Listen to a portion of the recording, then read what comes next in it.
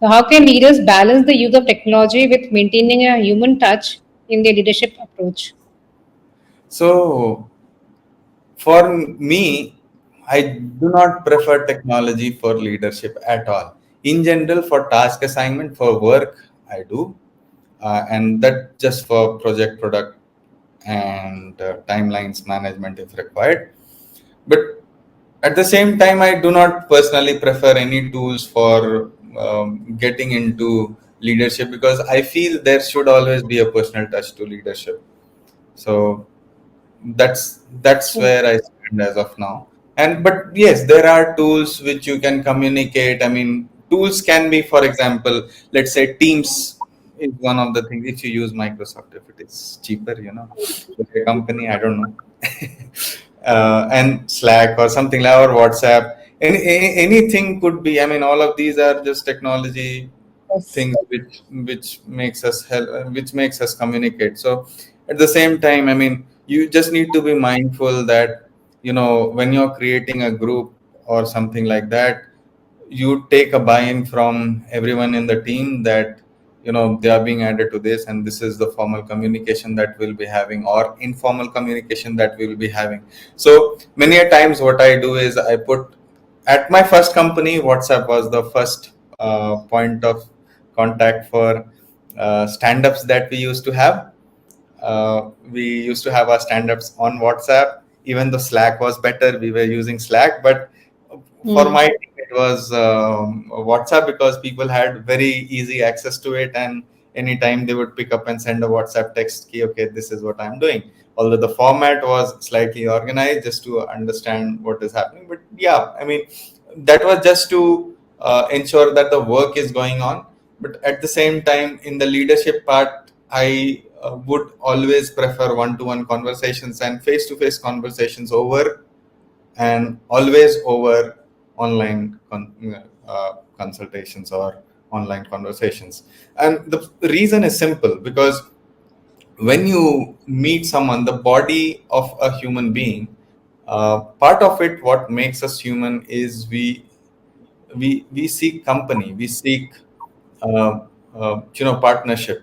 So the basic nature is seeking partnership. And while technology also really makes it easier with video calls like what we are having right now, but at the same time, when you have to be in a personal connect, Yes. especially in leadership roles, it's better to have a personal one-to-one connects rather than online. So yeah, sometimes it is not possible because of the distance between the people interacting, but it's okay. I mean, once a while you should really get into Yes.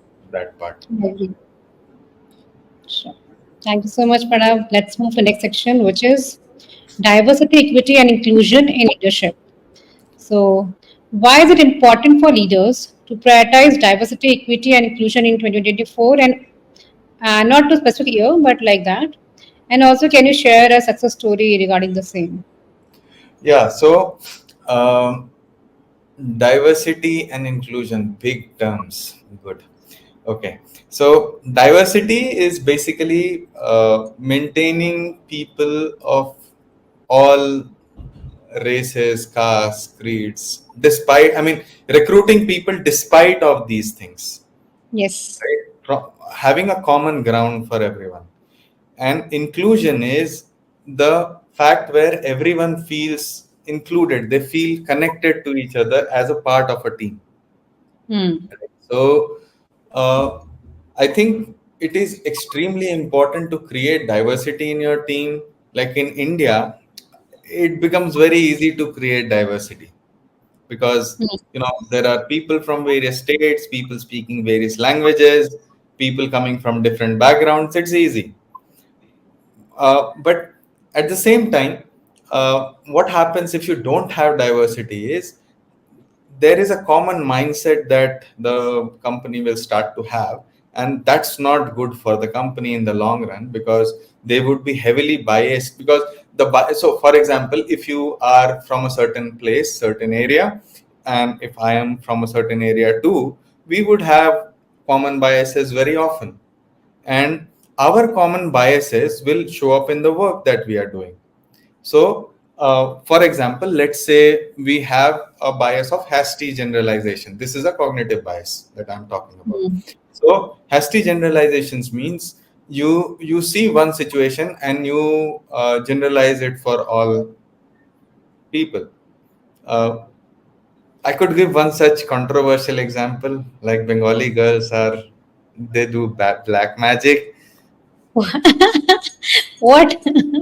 Yeah, this is a fallacy. This is hasty generalization. This is a common problem with hasty generalization, that these things kind of creep up, and that's what I'm talking about. So if you and me both feel the same thing, if there are many people who feel the same thing or are added to the team who resonate with the same thing, then the whole company culture becomes, or gets a narrative around this thing, right? So next time you see a Bengali and a girl, the team wouldn't accept her. Hmm. And mind it, I have seen some companies having this problem, Hmm. especially like if they are speaking a certain language, they would Hmm. feel connected to that language people, and the biases would be very similar to where they are brought up from. Hmm. So this is a very, very funny example of how diversity and inclusion plays a role in the team dynamics and the company dynamics. But yeah, so let's say what happens generally is, in the South Indian languages, there are many languages, right? So if, let's say, if you put up one person from a particular language and other people are of a different speaking language, then naturally the person who is speaking a different language, they would feel alienated, right? And at the same time, that's what they would feel, ki, they are not included in the team, they would not feel included in the team. That's where inclusion comes in, right? So actually, diversity and inclusion are interrelated things, but yeah, this is a good example of how inclusion how inclusion comes into play when you lack diversity. So in this example, where we have one person who is basically speaks a different language, and the rest of the company speaks in a particular language. If there is very less use of a common language like English, uh, then they will not feel included. They would feel excluded to the hell, and they would eventually leave the company. So it becomes harder to retain talent in that way if you don't have diversity. And at the same time, as I told, the biases are also increased. So you run a risk of having common cognitive biases or group general biases. So uh, as a leader, you should always strive for diversity, so that a lot of new thought processes come into picture, and kind of that's the main reason you are a leader, right? I mean, it's part of the trade that it's part of your job that you really have to see all of these into play, because if you really go and connect to a person, you'll feel their biases coming up to you, and you'll realize that this person has this bias, and if the entire team has this bias, it's going to be a disaster. So you need to make it generic. And I just connected emotional intelligence, the second part, where you connect with other people, to diversity and inclusion. So uh, it is kind of extremely important that you create a diverse team, a culturally diverse team, so that the team itself learns to respect various cultures and not just fight for just one particular culture, have different biases, have different viewpoints, and the idea is to make everyone agree on different viewpoints. Otherwise, I mean, in the authoritarian style of leadership, what used to happen was, you do whatever I say, right? So that, if you want to be an authoritarian leader, it's fine, it's your choice. You will not get good people for sure, and I can vouch for that. But yeah, and you do not need all of these inclusion, diversity, and all if you are an authoritarian leader. But in the current world, that most probably will not work. So you will have to change your style to include people. And when you do that, a basic thing is to mutually respect each other. So that automatically comes in when you have diverse teams, people from different backgrounds. They start respecting each other, their backgrounds, and how they are basically born and brought up. So a lot of things come into play. The team dynamics that you see, that changes, the biases changes, and there is no one single common bias, although there could be, but it's still so.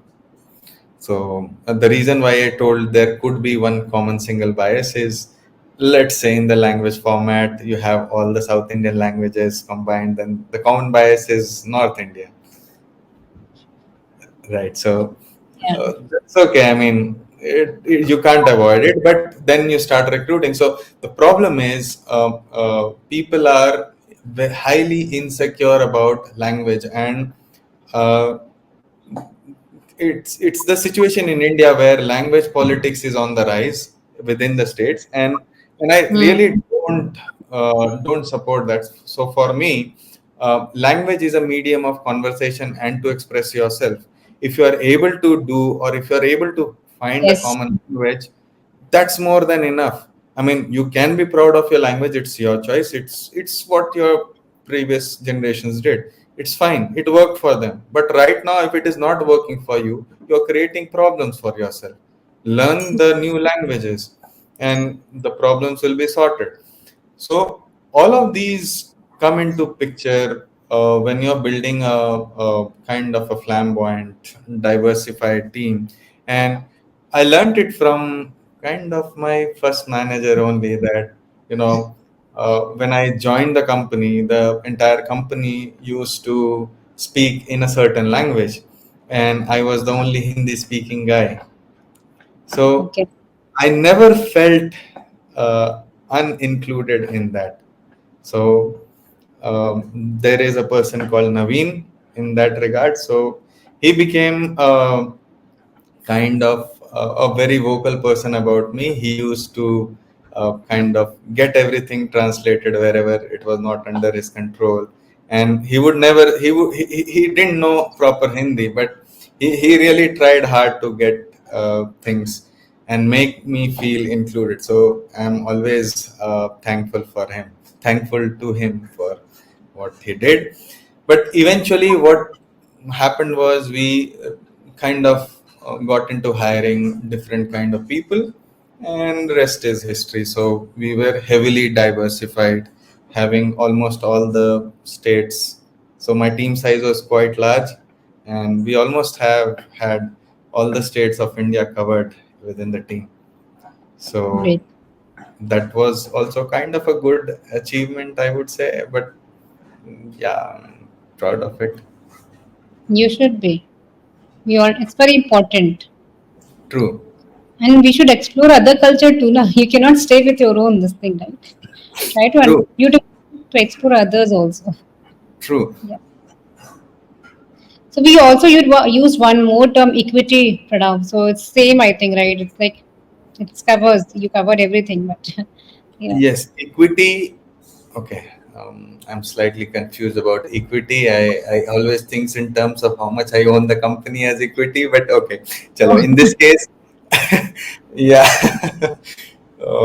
equity is again the same thing. You should not be.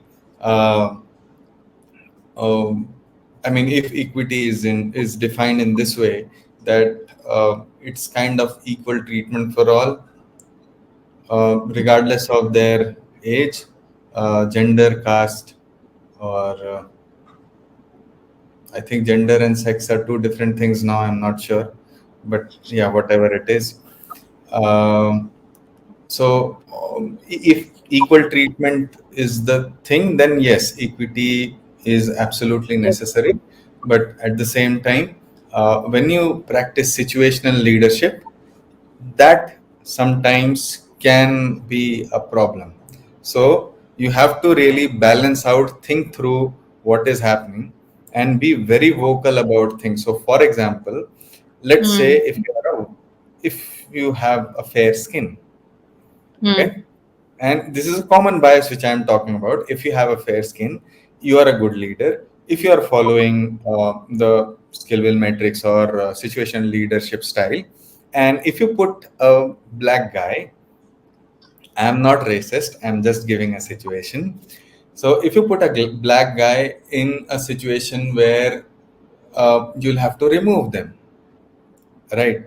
So that creates and invites problems. So Mm. some countries people can fight back in the company and whatnot. So this is all in good terms. Okay, whatever I'm talking about, the leader is clear. In general, it may be different, but I'm assuming the leader is clear. Okay. Mm. Now, in this case, what you just have to do is be very vocal about your things with the person and the team, that I treat everyone equally, and my equal is situationally equal. I mean, if two of you are in a group, let's say low skill, low will, then I will treat you the same. But if one person is high skilled, high willed, and one person is low skilled, high willed, I will treat them differently. Mm. So this communication has to be done to the team before. But in reality and real life, what happens is, like, if people want to really get something from you or something from the company, uh, they can eventually go for it and you cannot avoid it, and that's fine. Most of the times you can avoid it by talking to the team, but if it is not possible to avoid it, you cannot do anything to avoid it because it's not in your control. So whatever is Mm. not in your control, it's okay. True. Okay. Thank you. So let's move on to next, which is leadership development and growth. How can leaders foster continuous learning and development within their teams? Okay. So, for continuous learning, again, you just talk to them, align the vision, what they want to do with the vision of the company that has for them. So, for example, if the visions differ, you kind of find a middle ground where this would work, and you kind of prepare for the next talent, and at the same time be very vocal about where people can reach. So most of the times what generally happens is, like, I can speak of software engineers for an example. uh, let's say a fresher is joining you, there is a lot of things to learn, right? And Yes. for them, and but then let's say if someone wants to do an MS, you really can't align with them, Mm. right?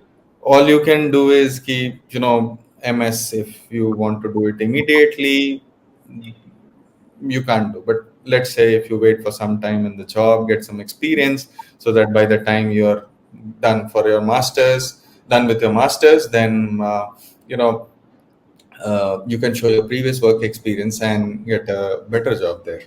So if that is the case, you can talk it out in that way. But let's say if someone wants to stay in the industry, then they would be needing some skills, and those skills most of the companies can give and Mm. teach them. So it's easy to align in that way and just get to their personal aspirations, get to know them at a good level, so that they understand where they would be going, where they want to go. And most of the times with freshers, they would not understand where they would want to go. And this not just happens with freshers, this happens with most people. Mm.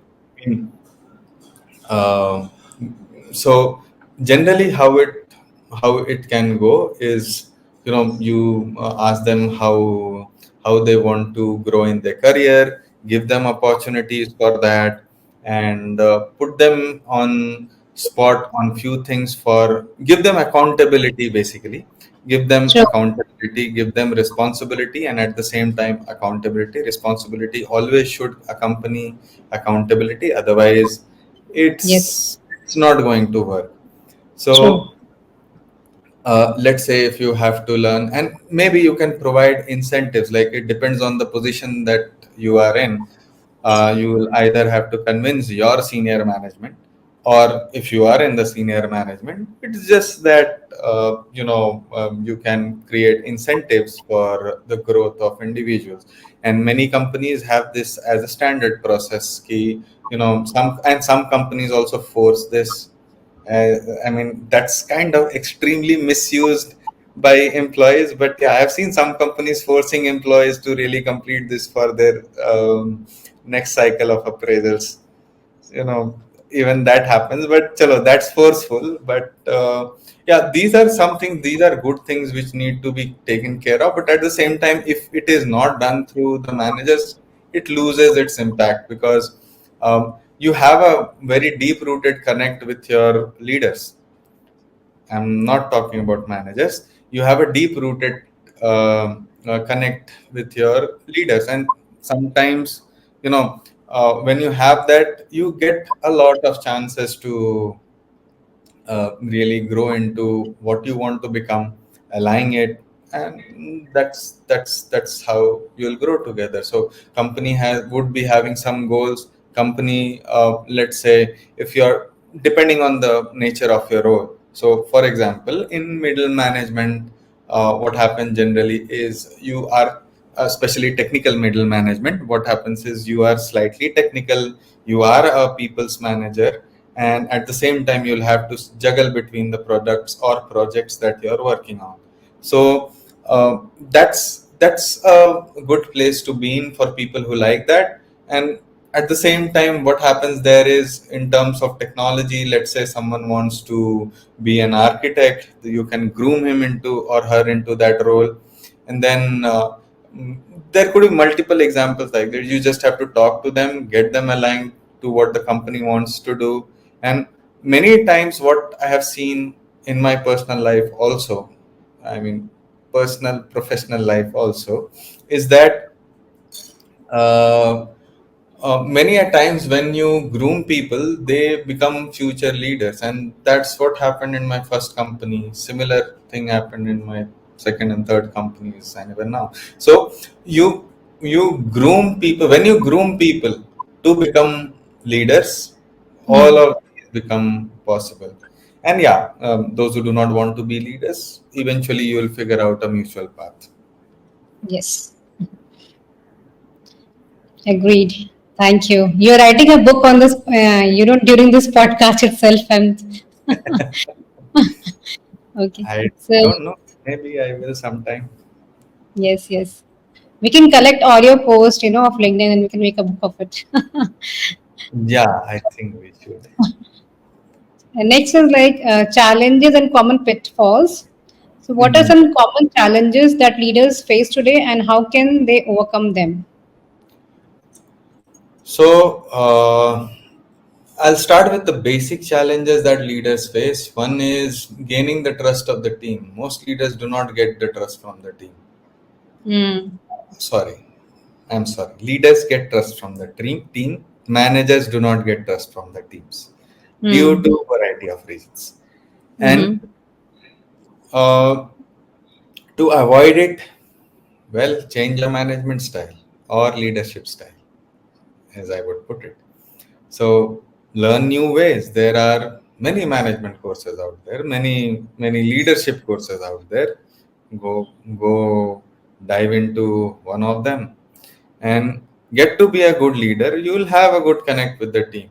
And it's also sometimes, for example, some people are mostly like of a certain behavior.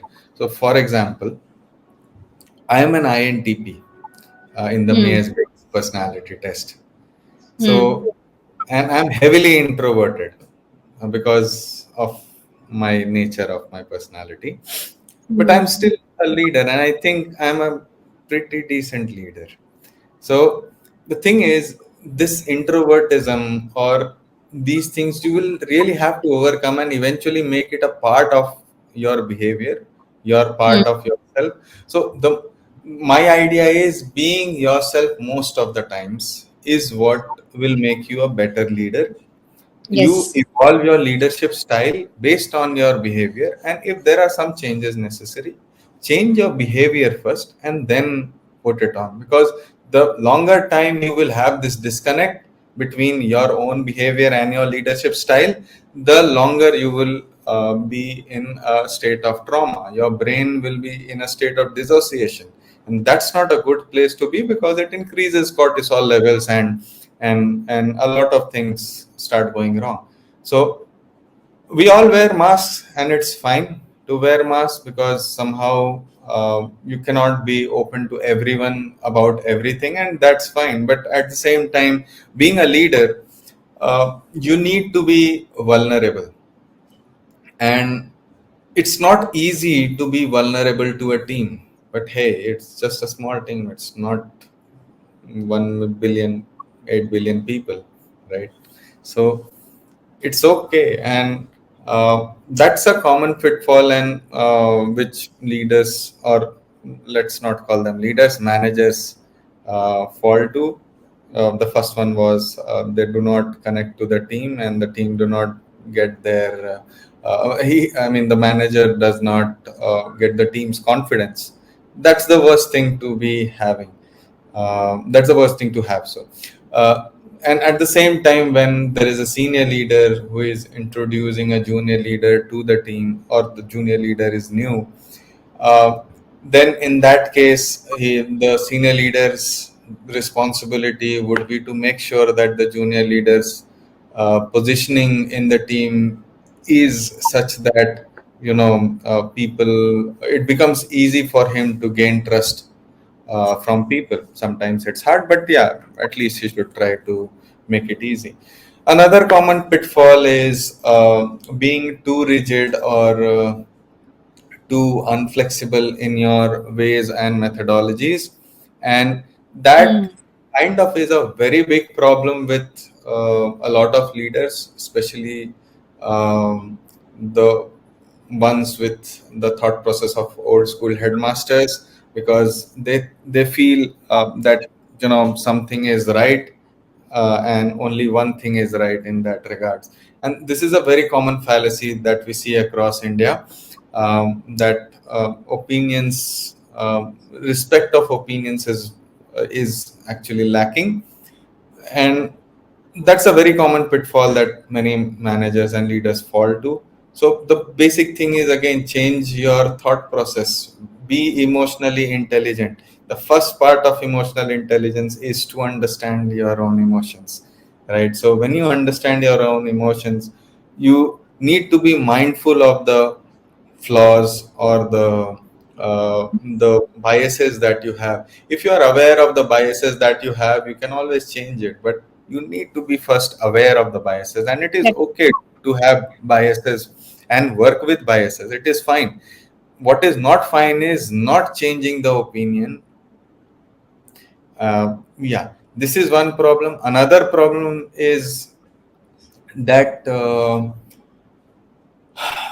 many managers make their first opinion in a very small time, and that's extremely dangerous. There are two extremes to it. One is, some managers or leaders, they make their opinions on some resource. Let's not call them resource, let's call them people. hmm. So in their team, so they make very quick decisions about their team, and they judge them based on their first appearance, or who the managers think this person is. Okay, this is one extreme. Another extreme is people who overly judge someone, or give more than what the person can do. I mean, they judge a person in that regards, right? So, and that's also too soon. So that's a very common pitfall that leaders do, because that's the way people, especially leaders, find confidence, or they try to get things. But it's a common pitfall. The other side, if you're a good leader, you might find yourself on the other side more of the times. If you're a manager, you would find over this side, where you will be judging people uh, based on the first impressions and few other things. And the most common thing is, again, it resolves back to the previous argument that I had. Okay, once the image is formed, the image is not broken or changed as the person grows or changes. The image of the person in the mind of the leader is actually very constant and it is not changeable. That is the real problem. And this is again a pitfall that they have. The first part is judging, the second part involves not updating themselves based on an update in an individual, because nobody in the world stays the same, right? I mean, the change is the natural norm, even though we resist it, right? So True. uh, this is another common pitfall that they fall. And the best thing to get out of it is, again, I mean, most of the answers to getting out of common pitfalls would be become emotionally intelligent. You will understand how to analyze people, how to understand yourself first. And uh, yeah, I mean, if you understand yourself, it will be easier Clear. for you to understand others at the same time. And biases, yes, work on your biases, understand what biases you have. And another common pitfall which I can think of is where it's a pitfall with where you cannot do, which we already talked about, which says ki, say you are being brought in into a company where there has been a lot of firings recently, and that's a tough situation to be in. And Hmm. at the same time, one, I mean, it may not work all the times, because Hmm. people will not, and it is extremely hard to gain trust of people during those times. People will be skeptical. They they will see goodness in the leaders as a potential threat to their position, place, whatever it is. That's because, I mean, why are you talking to me in good terms? Like, the company just fired 10 people, right? So uh, that's the mindset. And although there could be obviously other mindsets as well involved in this, but yeah, in this situation, mainly it is to understand the business landscape first and then take a decision. And then basically talking to people. Sometimes you hardly can do anything about it. So True. this is, I think these are the common pitfalls that I see. Do you see anything else which we can talk about? Because I love getting into the pitfalls, the practical situations of it, and coming out of it very often. See, pitfalls can be many business situations, like you have said, you have given few. But I think the answer to all of it is like use your emotional intelligence and situation and try to analyze that and understand yourself first. And Yes, whatever understand we learn yourself. about today, right? It's not just professional thing; it's for personal life also. Both the True, places. true, true. I mean, just know the biases, the cognitive biases. As long Yes. as you know the cognitive biases, you will become a better decision maker, because you will be aware of the biases that you have. Yes, and accept that. People don't accept, don't want to explore, accept, and then it will not work, right? Agreed. I But mean, yes, yeah, most people, I mean, in general, people who do not accept generally tend to fall towards slightly towards the narcissist. I hate using this word, yeah, but it's okay. I mean, there is a lot to a lot that, other things to define someone a narcissist, but yes, this is a very common trait in narcissists, but this is not the complete picture of it. So I would not go into the yes. details. Let's leave it there. But thank you so much, Pranav, for this. And let's move to personal leadership journey. So, can you share a pivotal moment in your leadership journey that taught you a valuable lesson? You have shared a lot, but yes, let's hear more. Yeah, yeah, sure. So in the personal on the personal front, what happened was I joined in as the first engineer in India at my first company, and I mean, I'll tell it in a story mode. So I joined in as the first engineer, and I was kind of expecting my manager to be, I had some certain image in my mind. They are old, they have good beard. Okay, I do have one, but sorry. They have good beard and he might be aged. But then I realized that the one who I was reporting to and the one who interviewed me were the same, and he was not a typical manager. So at that time, I did not realize. Hmm. Joined as an intern, uh, got confirmed in the company, then became a work. I was working as a software engineer. I did some work, some good work that we had done. We got good customers. Some payments were there, and uh, they were. I was then, kind of in the position of a team lead after that, and there was a time where there was a situation where our salaries were delayed by a month. So that time I was a young lead. I did not know, how to handle this situation. So that that was funny. So, but at the same time, I was really lucky that everyone stayed in the company. No one really left. Okay, I'm not sure that this happened because of their insecurities. I was not insecure. I completely trusted my manager, my leader, as I would say now. uh, and eventually we got 2 months salary on the same time, so it kind of fueled us for the next few. So the thing was that these were small incidents as leaders, as a young leader, which I was progressing and I had no idea what to do. So uh, I just looked up to my leader, and he was confident, and I just trusted him. So everything was working over trust, and it turned out to be one of the best decisions of my life to really transition into a leadership role. The main reason why I transitioned into a leadership role is I like psychology.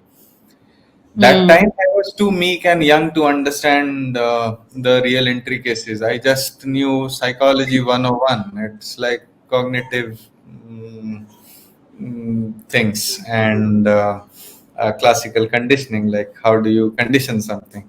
And it only used to work on rats or other animals where you ring the bells and you give them food. So all of these, I was just theoretical, purely theoretical. But then as time passed, as I mentioned in my previous stories, that as time passed, what happened was I was actually had to lead people who were having much more experience than me. I mean, I was the youngest, so naturally I would be having the least experience. But I kind of gained trust from my leader because when he could in turn trust me with the work that I was doing. So that's how I gained or got into the corporate leadership kind of ladder very early on. And then I built the team.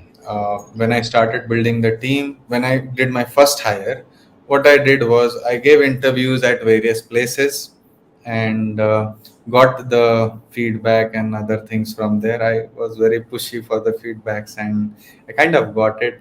And then read a few of the things which were available on internet, and eventually we made a good hire, and that person was able to do the work that I was to leave and Hmm. continue there.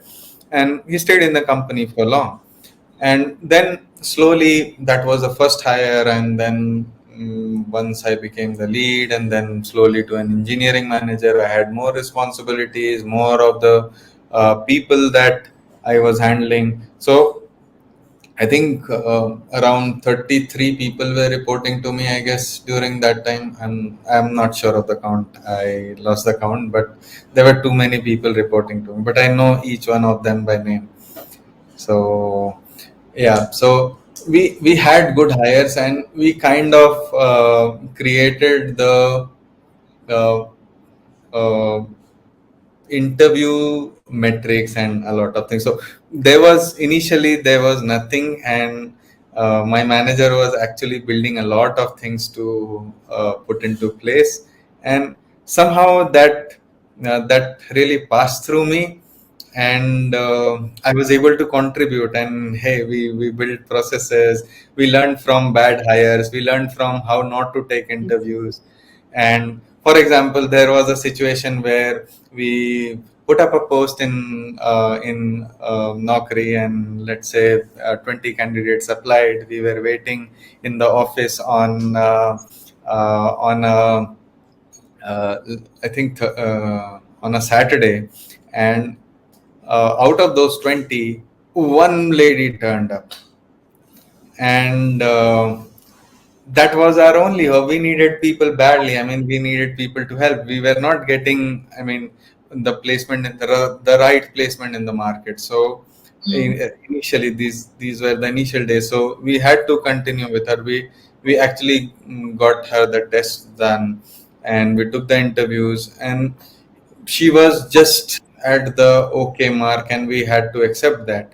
So, and later on, 1 year later, we had to ask them to leave, but as we had got people. But then uh, it also changed the way we think about interviews and how do we attract talent, and that stemmed the basics of emotional intelligence and creating a strong leadership and a good culture in the company. So from, I mean, my leader instilled a good leadership style with me, Mm. and I took it and propagated the same thing with my version, in my version, with the team that I had. And when I created leaders, team leads, managers, then they propagated the same thing that I had propagated to them in their way, right? So that's the journey which I had initially at Sensen, my first company, and then later down the line at few other companies also. So I joined at very senior position, so at Futurance, and eventually we worked our way out. We built good software, and that's the I mean, the journey I already told, right? I was in a position where the team would not trust me, and at the same time they were extremely underconfident. Mm. So it really works well when you get into situations like this and you are able to turn things around. But then if you are not, then your confidence is blown. But fortunately, I was able to do it, and hopefully, I will be able to replicate it. The main things come with replication. I mean, replication is a proof that you are doing something with a good strategy, and the strategy is working out for you, right?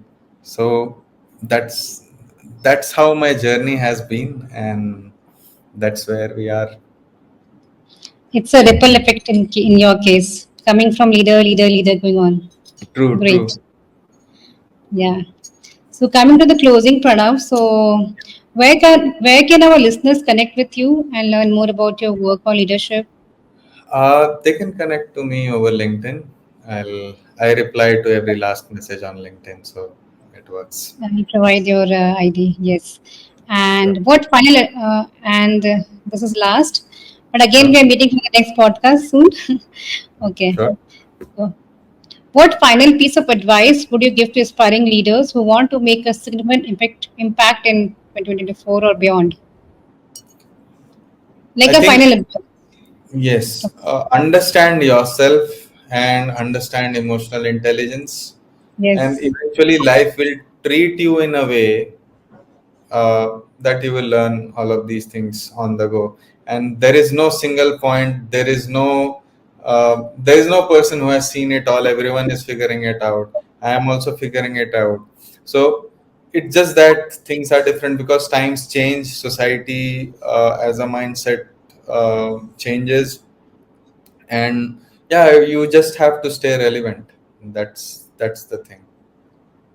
True. I completely agree with you with what all insights you have given today. And I'm sure that viewers will get lots and lots of insights. And you have given a lot of practical examples, right? So I'm sure many will come out of it by applying them. So I Sure, agree with sure. you, Pranav. And thank you so much for coming on a podcast. And hope to meet you soon on some other topic. You can tell. Thank you for having me here. Plus, I With want to say more thing is like in just 1 or 2 hour, I can know you more. I have known you more, I think, as a person also. true, true. So nice meeting you. Thank you so much. And yes, Nice meeting God you bless too. you. And keep. And I'm sure you're very inspiring leaders, and you also are creating a very ripple effect, which is very important in today's True, world. true, true. That's extremely important. Yes. Thank you so much. Have a good Thank day. you, Take care. Shiva. God bless you. Take care. Hey Ciao. Krishna. Bye. Thank you. Thank you so much for listening to this podcast. Share with your loved ones and others if you feel this is relevant in their lives too. Stay happy, stay mindful, stay blessed. Thank you. Take care. Bye bye.